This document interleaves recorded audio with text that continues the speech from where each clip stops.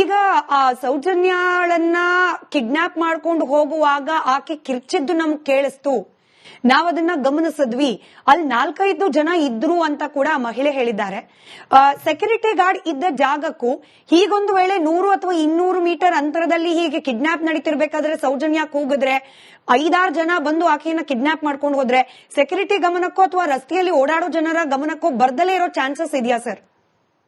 Security guard ಗಮನಕ್ಕೆ ಬರ್ಲಿಕ್ಕೆ chances ತುಂಬಾ ಇದೆ ಅಮ್ಮ, ಇಲ್ಲ ಅಂತ ಹೇಳಿ ಸಾಧ್ಯನೇ ಇಲ್ಲ. ಸೆಕ್ಯೂರಿಟಿ ಗಾರ್ಡ್ ಗಮನಕ್ಕೆ ಬಂದೇ ಬರ್ತದೆ. ಬಟ್ ರೋಡ್ ನಲ್ಲಿ ಓಡಾಡ್ತಿದ್ದವ್ರು ಯಾರು ಅನ್ನೋದು ನಿರ್ದಿಷ್ಟವಾಗಿ ಗೊತ್ತಾದ್ರೆ ಅವರನ್ನ ಕ್ವಶನ್ ಮಾಡಿ ಕನ್ಫರ್ಮ್ ಮಾಡಬಹುದು. ಬಟ್ ಸೆಕ್ಯೂರಿಟಿ ಗಾರ್ಡ್ಗೆ ನೀವು ಹೇಳ್ದಂಗೆ chances are more to hear such undue voices. So security guard ಗಮನಕ್ಕೆ ಬರದಲ್ಲೇ ಕೇವಲ ಈ ಮಹಿಳೆಯ ಕಿವಿಗೆ ಬಿತ್ತು ಅನ್ನೋದ್ರಲ್ಲಿ ಒಂದ್ ಸ್ವಲ್ಪ ಅನುಮಾನ ನಾವು ವ್ಯಕ್ತಪಡಿಸಬಹುದು. ಸೆಕ್ಯೂರಿಟಿ ಗಾರ್ಡ್ ಏನ್ ಹೇಳ್ತಾನೆ ಅನ್ನೋದನ್ನ ಅಷ್ಟೇನೆ ಅವ್ನು ಹೇಳೋದು, ವಿಶ್ ಮಾಡಿ ಹೋದ್ರು ಅಷ್ಟೇನೆ ಅಂತ. ಬಟ್ ಆತರ ಅನ್ಡ್ಯೂ ವಾಯ್ಸ್ ಬಗ್ಗೆ ಎಲ್ಲೂ ಹೇಳಲ್ಲ ಅವನು. ಓಕೆ ಸರ್, ಇವಾಗ ಮುಂದಿನ ಹಂತಕ್ಕೆ ಬರೋಣ. ನೀವು ರಿಪೋರ್ಟ್ ಬಗ್ಗೆ ಮಾತನಾಡ್ತಾ ಇದ್ರಿ. ಈಗ ಈ ಮಹಿಳೆ ಹೇಳಿರೋ ಪ್ರಕಾರ ಆ ಜಾಗದಿಂದ ಕಿಡ್ನಾಪ್ ಮಾಡ್ಕೊಂಡು ಹೋದ್ರು, ಅಲ್ಲಿ ಆಕೆ ಮೇಲೆ ರೇಪ್ ಅಟೆಂಪ್ಟ್ ಆಗ್ಲಿ ಮರ್ಡರ್ ಅಟೆಂಪ್ಟ್ ಆಗ್ಲಿ ಆಗಿದ್ದು ಆಕೆ ಗಮನಕ್ಕೆ ಬಂದಿಲ್ಲ ಅಂತ ಹೇಳಿ. ಆದ್ರೆ ರಿಪೋರ್ಟ್ ನಲ್ಲಿ ಮಹಾಬಲ ಶೆಟ್ರು ಕೊಟ್ಟಿರೋದ್ರಲ್ಲಿ ಒಂದಷ್ಟು ಅಂಶಗಳು ಉಲ್ಲೇಖ ಆಗತ್ತೆ. ಅದೇ ಜಾಗದಲ್ಲಿ ಅಂದ್ರೆ ಎಲ್ಲಿ ಡೆಡ್ ಬಾಡಿ ಸಿಕ್ತು ಅದೇ ಜಾಗದಲ್ಲೇನೆ ಆಕೆ ಮೇಲೆ ರೇಪ್ ಅಟೆಂಪ್ಟ್ ಆಗಿರಬಹುದು, ಹಾಗೆ ಮರ್ಡರ್ ಕೂಡ ಆಗಿರಬಹುದು. ಆಕೆಯ ದೇಹದ ಮೇಲೆ ಫ್ಲೈಸ್ ಮೊಟ್ಟೆಗಳಿದ್ದದ್ದು, ಅದು ಒಡೆದೇ ಇದ್ದದ್ದು ಅದಕ್ಕೆ ಪೂರಕವಾದ ಸಾಕ್ಷ್ಯ ಅಂತ ಹೇಳಿ. ಅಲ್ಲಿಗೆ ಯಾವ ಜಾಗದಲ್ಲಿ ಕಿಡ್ನಾಪ್ ಆಯ್ತು ಅದರ ಸುತ್ತಳತೆಯಲ್ಲೇ ರೇಪ್ ಅಂಡ್ ಮರ್ಡರ್ ಆಗಿರಬಹುದು ಅಂತ ಹೇಳಿ ಆ ರಿಪೋರ್ಟ್ ಹೇಳುತ್ತೆ. ಆದ್ರೆ ಈ ಮಹಿಳೆ ಹೇಳ್ತಿದ್ದಾಳೆ ಬೇರೆ ಜಾಗ ಕಿಡ್ನಾಪ್ ಮಾಡ್ಕೊಂಡು ಕರ್ಕೊಂಡು ಹೋದ್ರು ಅಂತ ಹೇಳಿ. ಸೊ ಗೊಂದಲ ಆಗ್ತಿದೆ, ಯಾವ್ದನ್ನ ನಂಬಬಹುದು ನಾವು ಅಂತ. ಈಗ ಇನ್ವೆಸ್ಟಿಗೇಷನ್ ರೆಕಾರ್ಡ್ಸ್ ಏನಿದೆ, ಎಕ್ಸ್ಪರ್ಟ್ಸ್ ಒಪಿನಿಯನ್ ಏನಿದೆ, ಆ ಬೇಸ್ ಮೇಲೆ ನಾವು ಮಾತಾಡಬೇಕಾದ್ರೆ ಅಥವಾ ನಾವು ಯಾವುದೇ ಒಂದು ನಿರ್ಧಾರಕ್ಕೆ, ತನಿಖಾ ನಿರ್ಧಾರಕ್ಕೆ ಬರಬೇಕಾದ್ರೆ ಈ ದಾಖಲೆಗಳು ಅತ್ಯುತ್ತಮ ಮತ್ತು ಅವೇ ಪ್ರಾಮಿನೆಂಟ್ ದಾಖಲೆಗಳು. ಈಗ PM ರಿಪೋರ್ಟ್ ಅಲ್ಲಿ ಫಸ್ಟ್ ತಗೊಳ್ಳೋಣ. ಅದರೊಳಗಡೆ ಅವಳು ವೆಜೈನದಲ್ಲಿ ಮಣ್ಣಿತ್ತು ಅಂತ, ಇದರಲ್ಲಿ ವೆಜೈನಲ್ ಸ್ಮಿಯರ್ ಜೊತೆ ಮಣ್ಣು ಮಿಕ್ಸ್ ಆಗಿತ್ತು ಅಂತ ಡಾಕ್ಟರ್ PM ರಿಪೋರ್ಟ್ ಅಲ್ಲಿ ಬರೆದುಬಿಟ್ಟಿದ್ದಾರೆ. ನಾವು ಕ್ವಶನ್ ಮಾಡೋದಕ್ಕಿಂತ ಮುಂಚೆನೆ ಅವ್ರ ರಿಪೋರ್ಟ್ ಅಲ್ಲಿ ಬರ್ದಿದ್ದಾರೆ. ಆಮೇಲೆ ನೋಡಿ, ಎಲ್ಲಿ ಬೇರೆ ಕಡೆ ಏನಾದ್ರು ಕರ್ಕೊಂಡು ಹೋಗಿದ್ರೆ, ಲಾಡ್ಜಿಂಗಿಗೂ ಎಲ್ಲ ಕರ್ಕೊಂಡು ಹೋಗಿದ್ರೆ ಇವರು ಮಣ್ಣನ್ನು ಜೊತೆಗೆ ತಗೊಂಡು ಹೋಗಿದ್ರ ಅನ್ನೋ ಒಂದು ಪ್ರಶ್ನೆ ಒಂದು ನಗೆಪಾಟ್ಲಾಗುತ್ತೆ. ಈಗ ಮಣ್ಣು ತೆಗೆದುಕೊಂಡು ಹೋಗಿ ಅಲ್ಲಿ ಮಣ್ಣು ಇದು ರೇಪ್ ಅಂಡ್ ಮರ್ಡರ್ ಆದ ಮೇಲೆ ಹಾಕಿದಾರ ಮಣ್ಣು ಅವಳ ವೆಜೈನಲ್ ಪಾರ್ಟಿಗೆ ಅನ್ನೋದು ಒಂದು ಇದು ಒಂದು ಕ್ವಶನ್. ಆಮೇಲೆ ಅವಳ ಇದರಲ್ಲಿ ನೋಡಿ ಅಲ್ಲೇ ಆಗಿದೆ ಅನ್ನೋದಕ್ಕೆ, ಸೀನ್ ಆಫ್ ಅಕರೆನ್ಸ್ ಅಲ್ಲಿ ಆಗಿದೆ ಅನ್ನೋದಕ್ಕೆ ಈ 2 ಅಫೆನ್ಸ್ ಈಗ ಗಮನಕ್ಕೆ ತಗೊಳ್ಳಿ. ಮೊದಲನೇದಾಗಿ ಇದು ಬಿಟ್ಬಿಡಿ, ಕಿಡ್ನಾಪ್ ಆದ ಮೇಲೆ ನಂತರದ್ದು ಏನು ಅಂತ ಹೇಳಿದ್ರೆ ಇದರ್ ರೇಪ್ ಆರ್ ಮರ್ಡರ್, ಯಾವುದು ಅರ್ಲಿಯರ್ ಅಂತ. ನಮ್ಮ ಇನ್ವೆಸ್ಟಿಗೇಷನ್ ನಲ್ಲಿ ಮರ್ಡರ್ ಈಸ್ ದಿ ಅರ್ಲಿಯರ್. ಆಮೇಲೆ it may be a rape on dead body or it may be a rape on unconscious body. ಈಗ ಯಾಕೆ ಅಂತ ಕೇಳಿದ್ರೆ ಡ್ರ್ಯಾಗಿಂಗ್ ಸೈನ್ ಅಲ್ಲಿ ಇದ್ದೆ. ಸ್ಟಾರ್ಟಿಂಗ್ ಅಲ್ಲಿ ಅವಳನ್ನ ಎಳ್ಕೊಂಡು ಹೋಗ್ತಾರೆ, ಆ ಮಣ್ಣು ಮೇಲೆ ಎಳ್ಕೊಂಡು ಹೋಗ್ತಾನೆ. ಅವಳು ಹಿಂದ್ಗಡೆ ಏನಿದೆ ಬ್ಯಾಕ್ ಪೋರ್ಷನ್ ನಲ್ಲಿ ಎಲ್ಲ ತರಚುಗಾಯ ಇದೆ, ಬಟ್ಟೆನೂ ಕಿತ್ತೋಗಿ ಅವಳು ಸ್ಕಿನ್ ಮೇಲೆ ತರಚುಗಾಯ ಇದ್ದೇವೆ. ಅವೆಲ್ಲವೂ ಆಂಟಿ ಮಾರ್ಟಮ್ ಇನ್ ನೇಚರ್, ಸಾಯುವ ಮುನ್ನ ಆದ ಗಾಯಗಳು ಅಂತ ಡಾಕ್ಟರ್ ಅಭಿಪ್ರಾಯವನ್ನು ಪಟ್ಟಿದ್ದಾರೆ. ಎಳ್ಕೊಂಡು ಹೋಗ್ತಾರೆ. ಆಮೇಲೆ ಅಲ್ಲಿ ನೋಡಿ ತೋಡತ್ರ ಅವಳಿಗೆ ಒಂದು ಚಪ್ಪಲಿ ಅಲ್ಲೇ ಬಿದ್ದಿರುತ್ತೆ. That was seized by my, ಅವರು ಇನ್ಸ್ಪೆಕ್ಟರ್ ಯಾರಿದ್ರು ಅವರು ಸೀಸ್ ಮಾಡಿದ್ದಾರೆ ಅದನ್ನ. ಆಮೇಲೆ ಅಲ್ಲಿಂದ ಅವಳನ್ನ ಹೊತ್ಕೊಂಡು ಹೋಗ್ತಾನೆ. ಆಮೇಲೆ ನಂತರ ನೋಡಿ ಅಲ್ಲಿ ಸ್ವಲ್ಪ ಅಪ್ಗ್ರೇಡಿಯಂಟ್ ಇದೆ ಮೇಲ್ಗಡೆಗೆ, ತೋಡಿಂದ ಮೇಲೆ. ಅಲ್ಲಿ ಅವಳು ಇದಿದೆಯಲ್ಲ, ಕಾಲೇಜ್ ಟ್ಯಾಗ್ ಇದೆಯಲ್ಲ, ನೈಲಾನ್ ಥ್ರೆಡ್ ಇದೆಯಲ್ಲ, ಅದಕ್ಕೆ ಆ ಥ್ರೆಡ್ ಅನ್ನು ಹಿಡ್ಕೊಂಡು ಆಪೋಸಿಟ್ ಡೈರೆಕ್ಷನ್ ಅಲ್ಲಿ ಎಳ್ಕೊಂಡು ಹೋಗ್ತಾನೆ. ಎಳ್ಕೊಂಡು ಹೋಗಿದ್ದಕ್ಕೆ ಸೌಜನ್ಯಳ ಕುತ್ತಿಗೆ ಸುಮಾರು 7 ಇಂಚು ಉದ್ದ, ಒಂದು ಅರ್ಧ ಇಂಚು ಆಳವಾಗಿ ಕಟ್ಟಾಗಿದೆ. That is only a fatal injury present on the dead body even at the time of postmortem. ಅದೇ ಸಾವಿಗೆ ಕಾರಣವಾದಂತ ಇಂಜುರಿ.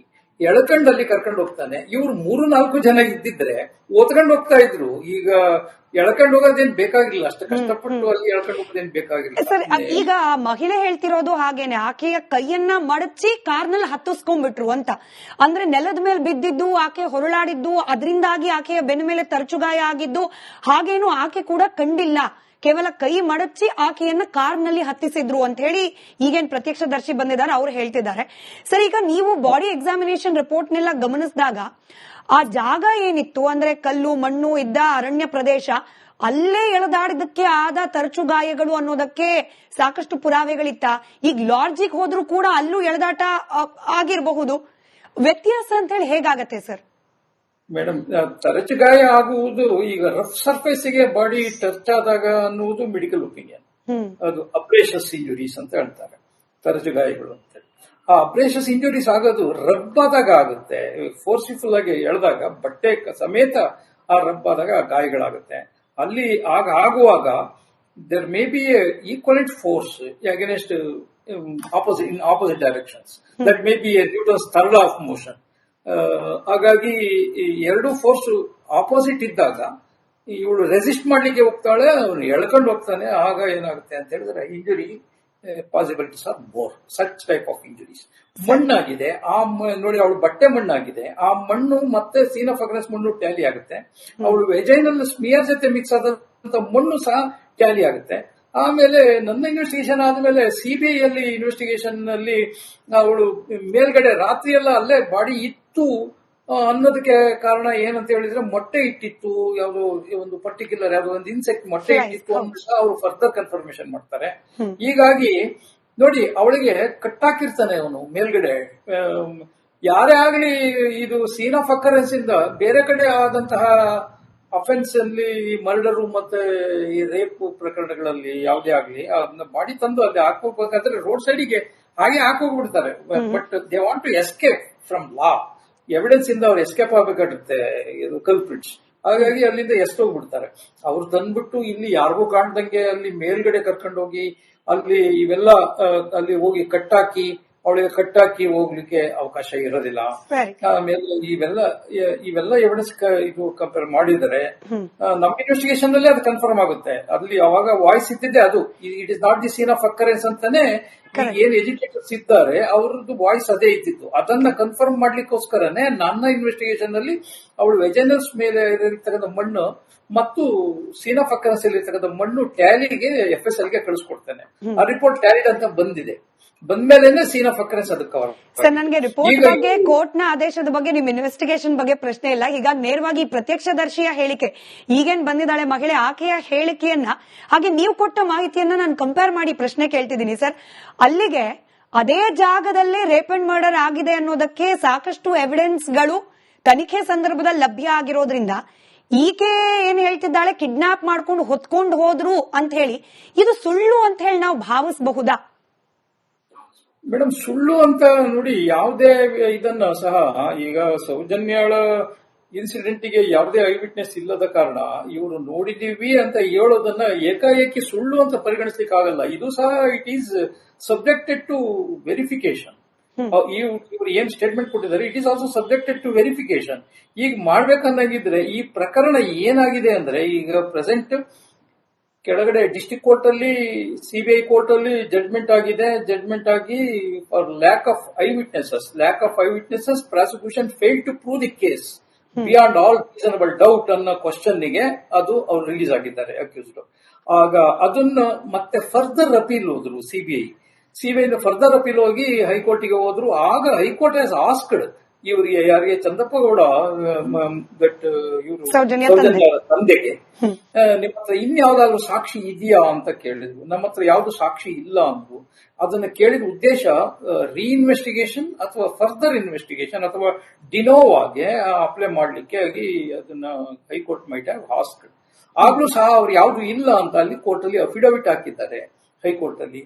ಈಗ ನಂತರ ಇವರಿಗೆ ಇರೋ ಚಾಯ್ಸ್ ಏನು ಅಂತ ಹೇಳಿದ್ರೆ ಇದರಲ್ಲಿ ಇನ್ನೂ ಯಾರ್ಯಾರು ಅಪರಾಧಿಗಳು ಇದ್ದಾರೆ, ಈ ಸಂತೋಷ್ ರಾವೇ ಅಪರಾಧಿ ಅಲ್ಲ ಅನ್ನೋ ನಿರ್ದಿಷ್ಟಪಡಿಸಲಿಕ್ಕೆ ಇರ್ತಕ್ಕಂಥ ಏಕೈಕ ದಾರಿ ಸುಪ್ರೀಂ ಕೋರ್ಟಿಗೆ ಅಪೀಲ್ ಹೋಗಬೇಕಾದದ್ದು ವಿಚಾರ ಮಾತ್ರ ಬಾಕಿ ಇದೆ. ಸುಪ್ರೀಂ ಕೋರ್ಟ್ ಬಿಟ್ಬಿಟ್ಟು ಬೇರೆ ಯಾವುದೇ ವೇದಿಕೆಯಲ್ಲಿ ಇದು ವಿಚಾರ ಚರ್ಚೆ ಆಗಲ್ಲ. ಇದು ಮೂಳೆ ಪ್ರಕರಣನೇ ಬೇರೆ, ಈ ಬ್ರೈನ್ ಪ್ರಕರಣನೇ ಬೇರೆ. ನಿಜ ನಿಜ. ಈಗ ಈ ಮಹಿಳೆ ಪ್ರತ್ಯಕ್ಷದರ್ಶಿ ಅಂತ ಹೇಳ್ಕೊಳ್ತಿರೋ ಮಹಿಳೆ ಮತ್ತೊಂದಷ್ಟು ಜನರ ಫೀಚರ್ಸ್ ಬಗ್ಗೆ ಮಾತನಾಡ್ತಾರೆ ಸರ್. ಒಬ್ಬ ಆಟೋ ಡ್ರೈವರ್, ಆತ ತೊದಲ್ತಾ ಇದ್ದ, ಹಾಗೆ ಒಂದು ಬಿಳಿ ಕಾರ್ನಲ್ಲಿ ಬಂದ, ಆತ ಬಿಳಿ ಬಟ್ಟೆಯನ್ನೇ ಹಾಕೊಂಡಿದ್ದ, ಬಿಳಿ ಕಲರ್ ಶರ್ಟು ಹಾಗೆ ಪ್ಯಾಂಟ್ ಹಾಕೊಂಡಿದ್ದ. ಬೈಕ್ ನಲ್ಲಿ ಒಂದಿಬ್ರು ಬಂದ್ರು. ಒಟ್ಟಾರೆ 3-4 ಜನರು ಇರಬಹುದು. ಆಕೆಯ ಹೇಳಿಕೆಯನ್ನ ಗಮನಿಸಿ ನೋಡಿದಾಗ ನೀವೇನ್ ಈ ಪ್ರಕರಣದಲ್ಲಿ ಇನ್ವೆಸ್ಟಿಗೇಷನ್ ನ ಭಾಗವಾಗಿಸಿದ್ರಿ. ಉದಯ್ ಹಾಗೆ ಧೀರಜು, ಮಲ್ಲಿಕು ಇವರ ಹೋಲಿಕೆಗೆನೆ ಹತ್ತಿರ. ನಾನು ಅವರೇ ಅಂತ ಹೇಳ್ತಿಲ್ಲ, ಆಕೆಯ ಹೇಳಿಕೆಯನ್ನ ಗಮನಿಸಿದಾಗ ಅವರೇ ಇರಬಹುದು ಅನ್ನೋ ಅನುಮಾನ ಬರುತ್ತೆ. ಬಟ್ ಇವ್ರುಗಳ ಥರೋ ಇನ್ವೆಸ್ಟಿಗೇಷನ್ ಕೂಡ ಆಗಿತ್ತಲ್ವಾ ಸರ್ ನೀವು ಮಾಡಿದಾಗ?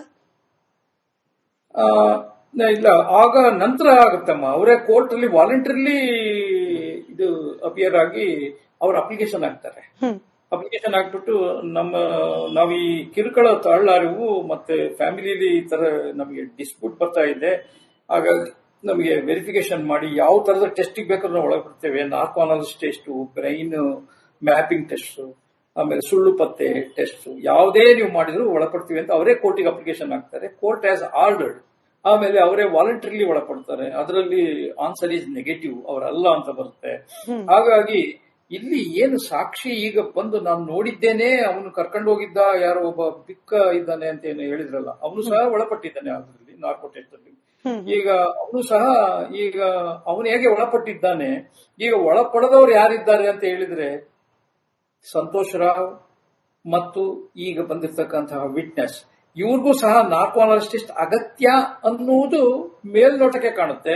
ಇವ್ರು ಎಲ್ಲ ಒಳಪಟ್ಟ ನಂತರ ಬಂದ ರಿಸಲ್ಟ್ ಏನಿದೆ, ಆ result is the deciding result.